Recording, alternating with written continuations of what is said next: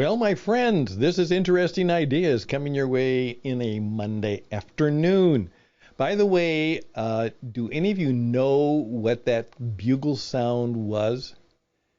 Now, obviously, some of you have heard reveille and some of you have heard taps, and we've kind of played some of those things from time to time. But this is one I also discovered. I think I knew about it, but I also discovered it. But do you know what that bugle call was? Well, it's a little bit of the theme for today, and we'll get to that right away. Hey, there's a number of things to make fun of, and there's a part of me that would like to do that. However, that means I need to have a friend join me. And so this is a call for auditions. As I'm saying is, for instance, hey, the recent Budweiser debacle. We could make fun of that. Hey, an 18, 19, 20, 21-year-old kid had secrets to the most top secret thing that he could use and share with his gaming buddies. Oh, we could make fun of that. And just think of the fun things that we could make fun of.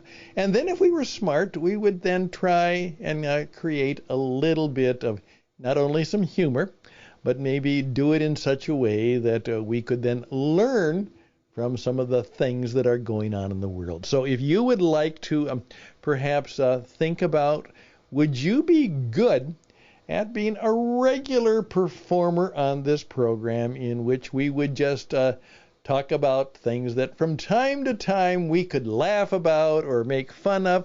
Now, we wouldn't be cruel or mean or nasty, but we would, of course, give people a little bit of what they deserve when they do some things that need laughing at. We could do that. And if you'd like to audition for that program, we could do that. Reach out to me at the end of this program. But today, I would like to talk about something that has kind of bothered me because I'm sensing it in a number of my friends. And so today, I'd like to talk about, hey, don't retreat. Don't retreat. Interesting Ideas. I'm Stan Houston. The program begins right now.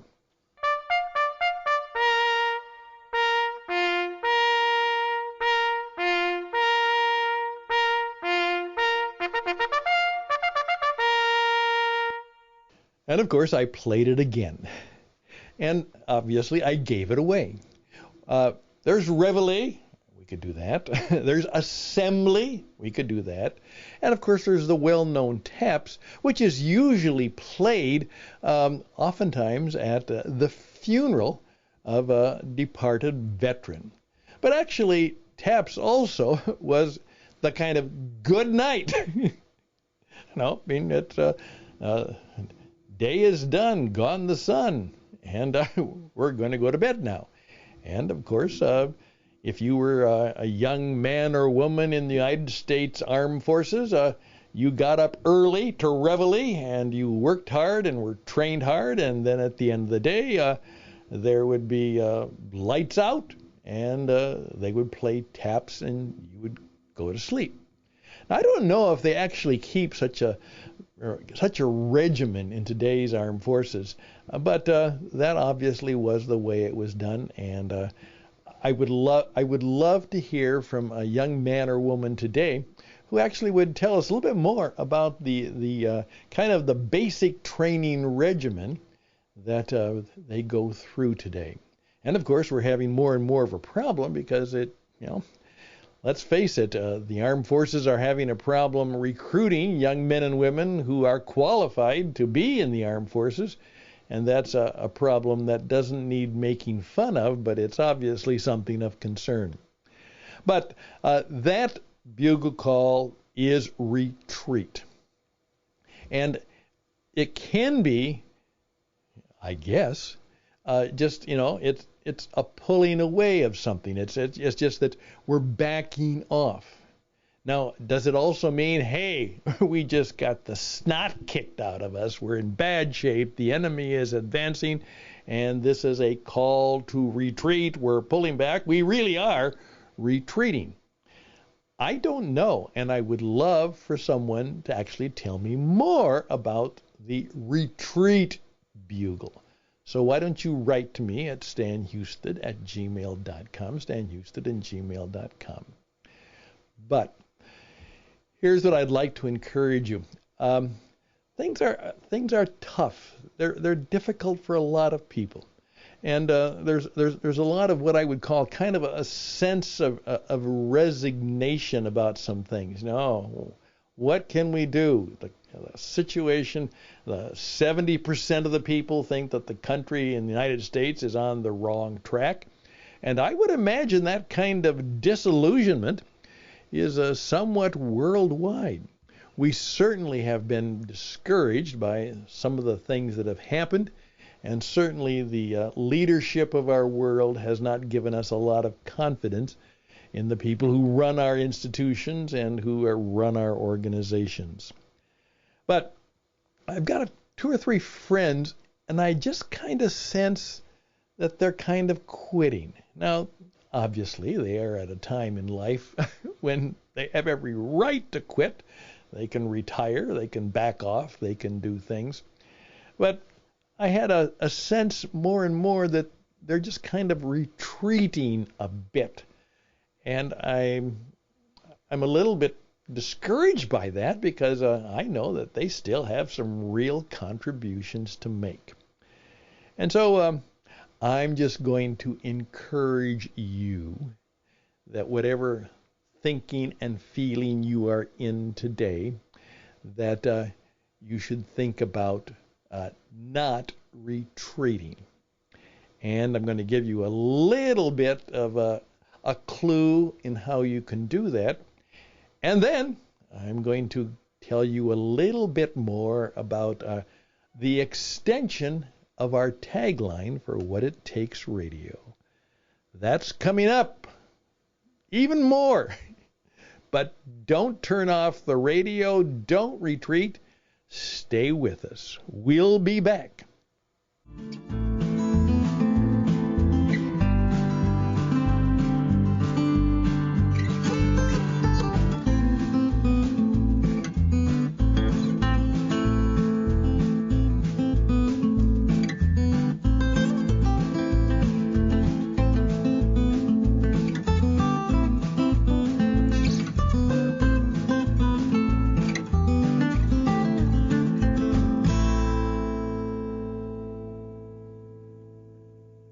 Okay, first of all, if you're older, of course, I wrote to my daughter yesterday, and I just simply said to her in strong words, I said, I finally have to say it, and it's a different feeling. I'm old. Yeah, I'm not middle age, of course. I'm not going to live to be 150. Senior citizen, elder. I have none of those feelings. I have a lot of energy. I still work 50, 60 hours a week at least. And, but it is striking me that I have to be so much more careful about remembering things. And let's just face it, the calendar says it. I'm old. And so I wrote that down to my daughter. And part of that regimen is that I have now made a point that every Sunday night, every weekend, I have just a little card, and it's nice, stationery. And to both of my daughters, who are now very grown and very much on their own, I just sit down and do what I did years ago and forgot to keep doing it. I just write them a handwritten letter. I take out my nice fountain pen that I made. I love to make pens. And it's a handmade pen. And I write a note to them, just a short note. And I don't talk much about me. I just simply encourage them and want the best for them, tell them that I love them. I'd love to hear. Obviously, I miss them, and I fold that in and send it off usually every Sunday night, Monday morning. So that's a good way of trying to stay connected and not kind of retreating into kind of an old people's malaise.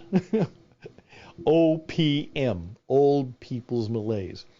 So I'm trying to do more and more of the activities that will keep me going forward. So here's my encouragement. If you think, and this is the way, if you think I might be talking about you,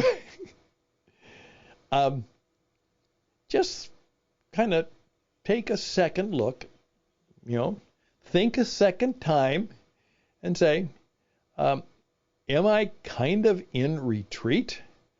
Or is there something more that I should do or could do to keep a little bit of some forward movement in my life? I don't have to try and do everything that I did, but as long as I have somewhat the mind and the body and hopefully the spirit to keep moving forward in some way, am I doing that?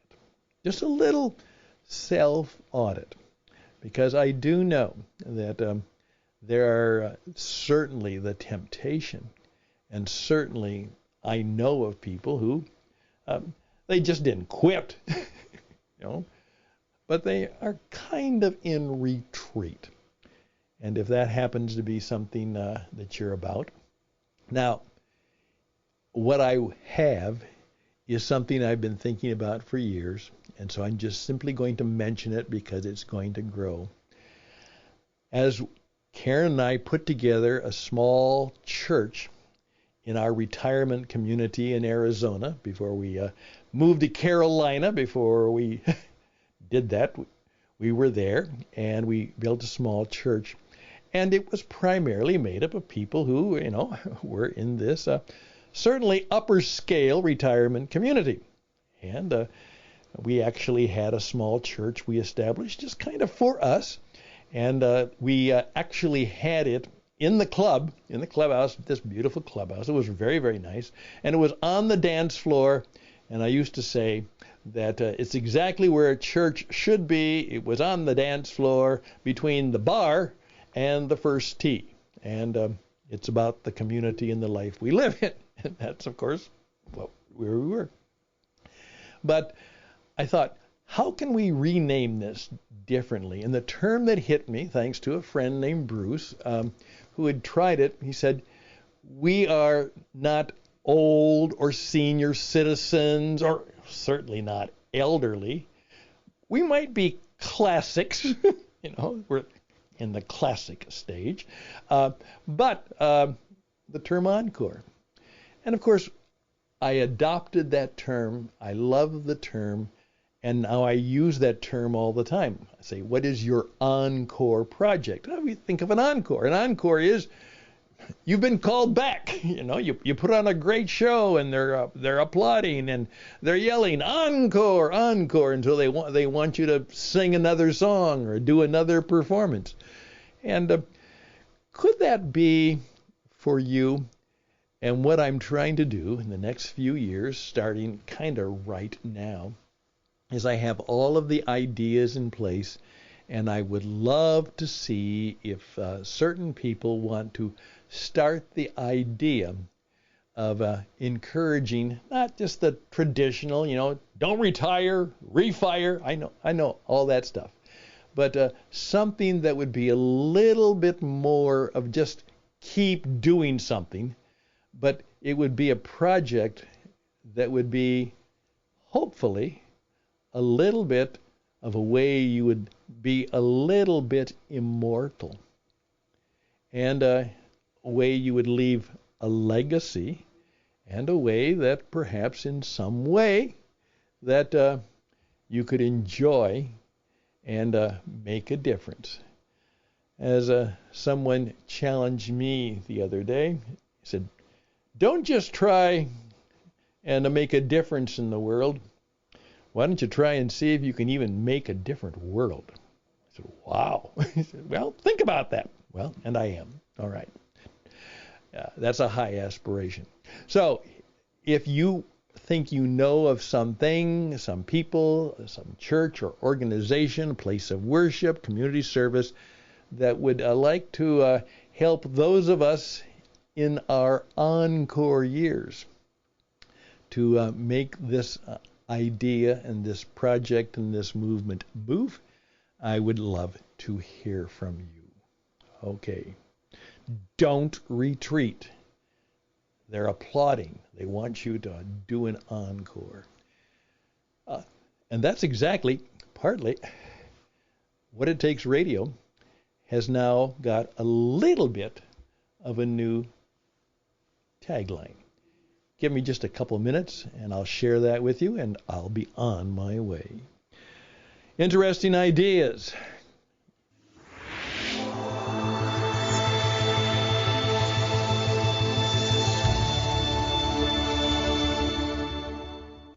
Here we go. The line that we now use, what it takes radio, and it's true of everybody and of every business. We don't have customers anymore or clients, but everybody and every business has an audience. And that is people who are presently in the audience and serving and contributing and using your services. And there are people who could benefit, and in some way, they are in touch with you. Everybody has an audience, and everybody has a story, and what I'm going to help you do is reach your audience with more power, poise, personality, and profitability. That's what we do, and we do it well.